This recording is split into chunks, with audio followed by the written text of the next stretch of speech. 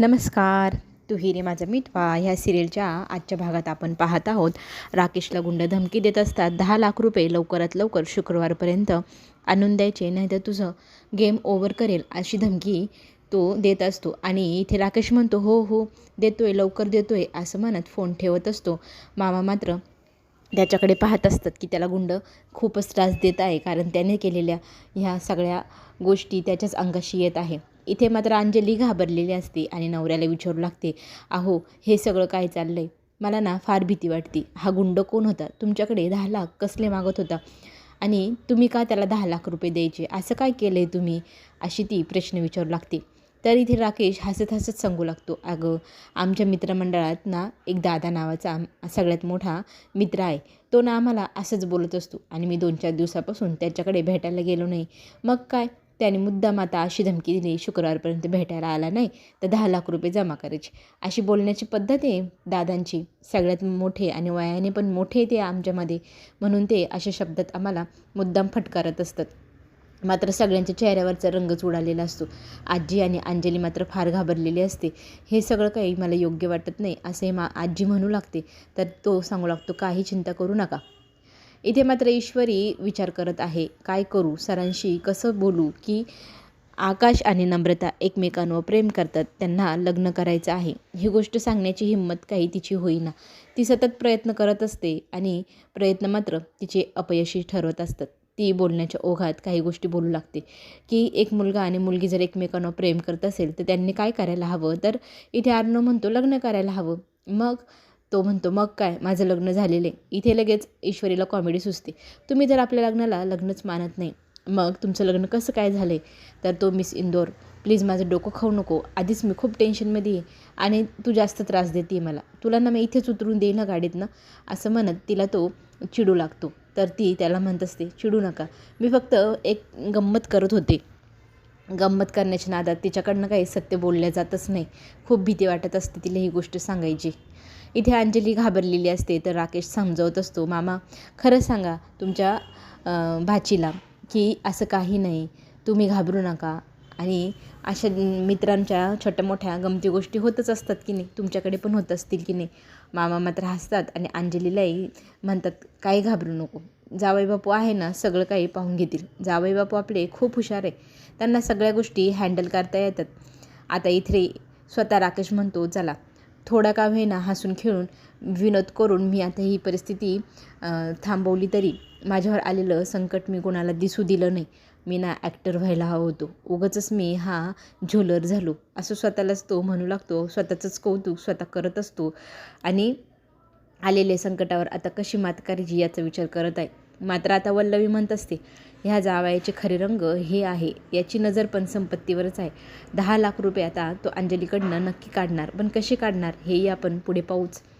इथे मात्र आपल्या ईश्वरीला गोळावाला दिसतो. तर ती गाडी थांबवा म्हणू लागते आणि पटकन गाडीतनं उतरून जाण्याचा प्रयत्न करते. तर इथे अर्णव तिच्या हाताकडे पाहतो आणि अर्णव म्हणू लागतो, थोड्या वेळापूर्वी तुला गाडीचा दरवाजा उघडता येत नव्हता, मग तुला आता कसा उघडता येतो आहे? तर ती त्याला म्हणते, हे बघा ना, माझ्या हातामध्ये ना आता मोबाईल नाही, मग अशी माझ्या हातात मोबाईल होता त्याच्यामुळे मला दार खोलता येत नव्हतं.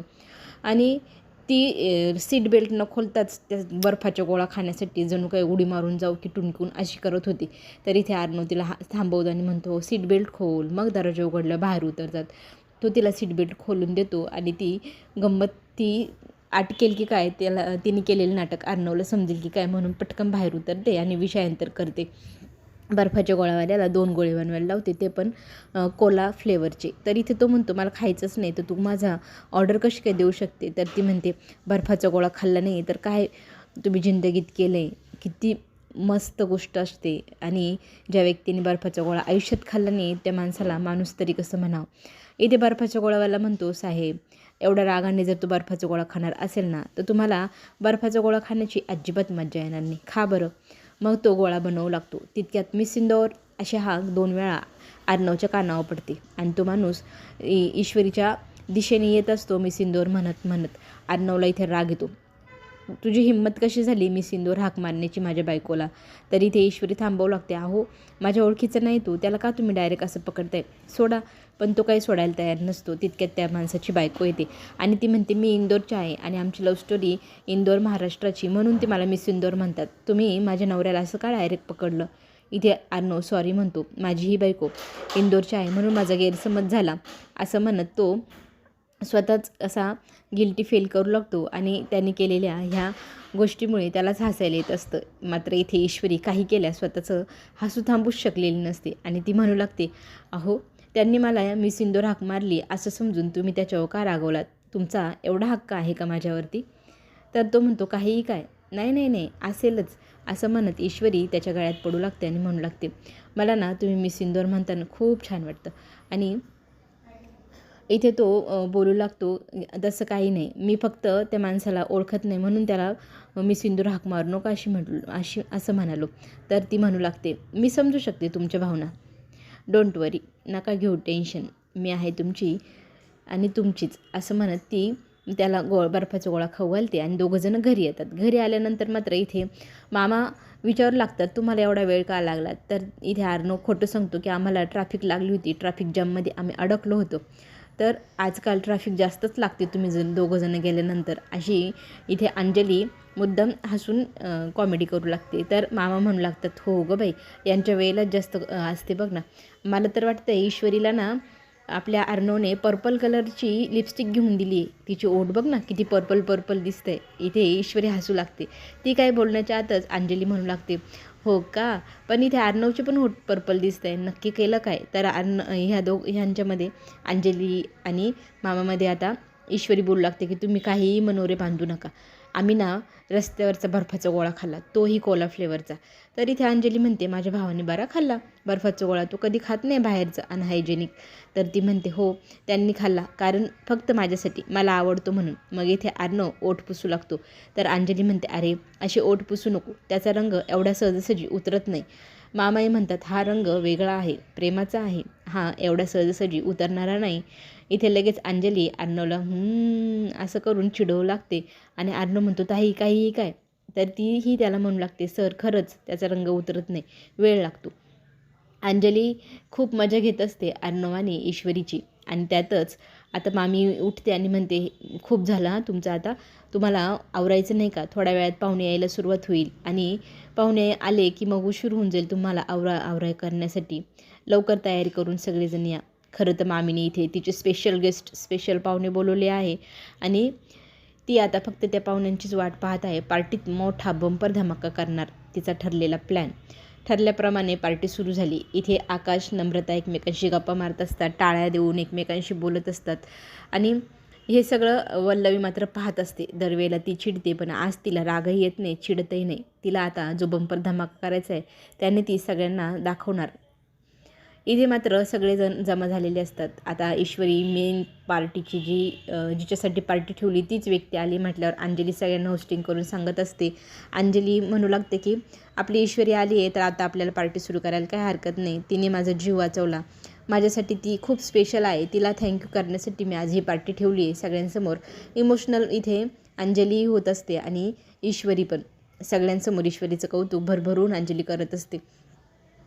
सगळेजण त्या पार्टीत मस्त मजा करत असतात, आनंद घेत असतात. आता ईश्वरीला इथे केक कापण्यासाठी अंजली सांगत असते. तर त्याच्या अगोदर ती म्हणते की मला तुला एक गोष्ट द्यायची आहे. तर इथे ती राकेशकडे पाहते आणि राकेश तिला म्हणतो, हो हो दे.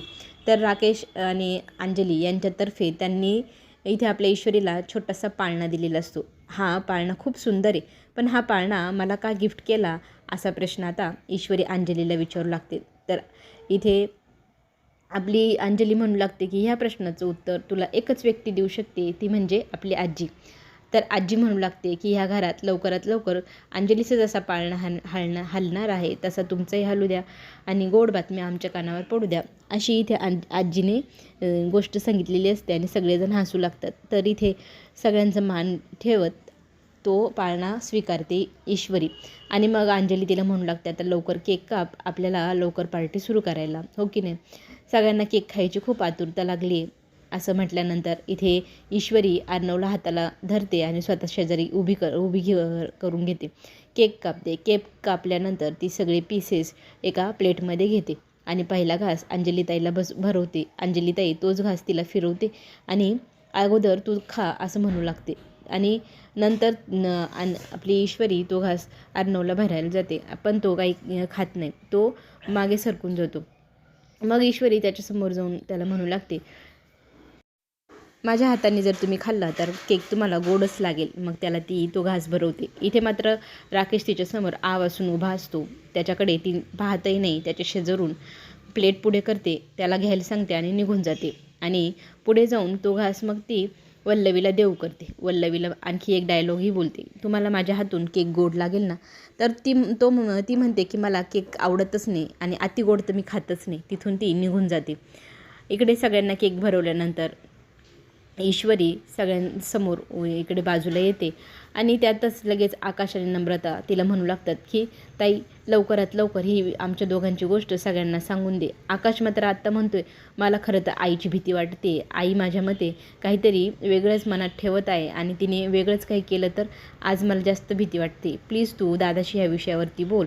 दादाला लवकरात लवकर नम्रता आणि माझ्या लग्नासाठी कन्व्हिन्स कर, असं इथे आकाश ईश्वरीला सांगत असतो. ईश्वरी मात्र आता पेचात पडलेली आहे. तिलाही प्रश्न पडला आहे ह्या विषयावरती नक्की बोलावं तर बोलावं कसं. तिलाही फार भीती वाटत असते अर्णवची, पण आता हिंमत तर केलीच पाहिजे. ह्या दोघांच्या प्रेमासाठी हिंमत करून ती आपल्या अर्णवच्या जवळ जाते. तितक्यातच ना आपले पाहुणे आले म्हणत लगेचच वल्लवी दाराच्या दिशेने जाते आणि वल्लवी सगळ्यांना सांगू लागते की पाहुणे आले. सगळेजण पाहू लागतात असे कोणते स्पेशल पाहुणे. तर वल्लवी त्यांना दारात घ्यायला जाते, सगळ्यांचं कौतुक करू लागते, सगळ्यांची ओळख मग इथे करून देत असते. पाहुणे आत आलेले असतात. आत आल्यानंतर सगळ्यात पहिले आजीची ओळख करून देऊ लागते. मी जिकडे जिमला जाते ना तिथली माझी मैत्रीण मिसेस सदावर्ते, त्यांची मुलगी, त्यांचे मिस्टर, अशी सगळ्यांची आजीला ओळख करून देते. आजी म्हणते, आपली पहिलीच भेट, आपण याआधी कधी भेटलो नाही. तर वल्लवी म्हणते, हो आता तर कायमच भेटतच राहू. मग आवाज देते ती आकाशला, आकाशची ओळख करून देते. आकाशही सगळ्यांशी भेटतो आणि त्याला का कुणास ठाऊक थोडीशी वेगळीच आईची गोष्ट जाणवू लागते. आई एवढी खुश का आहे हा प्रश्न त्याला पडू लागतो. मग ती लगेचच तिच्या नवऱ्याला हाक मारू लागते आणि तिच्या नवऱ्याची पण ओळख त्या पाहुण्यांशी व्यवस्थित करून देत असते. आता इथे ईश्वरीला घाई झाली आहे अर्णवला सत्य सांगण्याची. अर्णवला ती म्हणू लागते की मला तुमच्याशी महत्त्वाचं एका विषयावरती बोलायचे, प्लीज माझ्यासोबत बाजूला येता का? इथे अर्णव म्हणू लागतो की मला तुझ्याशी कुठल्याही महत्त्वाच्या गोष्टीवर बोलायचं नाही, आता आपण थेट उद्याच बोलूया. पण इथे ती हट्ट करत असते, पण तो काही केलं ऐकत नाही. आणि बघता बघता वल्लवीने पार्टीमध्ये सगळ्यांसमोर अनाऊन्स करून टाकलेलं असतं की आमच्या ह्या सदावर्तेंच्या मुलीसोबत माझ्या आकाशचा साखरपुडा मी ठरवला आहे. लवकरच दोघांचा साखरपुडाही मस्त दणक्यात करूया अशी अनाऊन्समेंट करते. आकाशला खूप मोठा धक्का बसतो. आता ईश्वरी ह्या सगळ्या गोष्टीवरती काय मार्ग काढेल, आकाश काय करेल, नम्रता काय करेल, हे सगळं पाहण्यासाठी आपण पुन्हा भेटूया. तोपर्यंत चॅनलला लाईक करा, सबस्क्राईब करा. पुन्हा भेटूया आपण. धन्यवाद.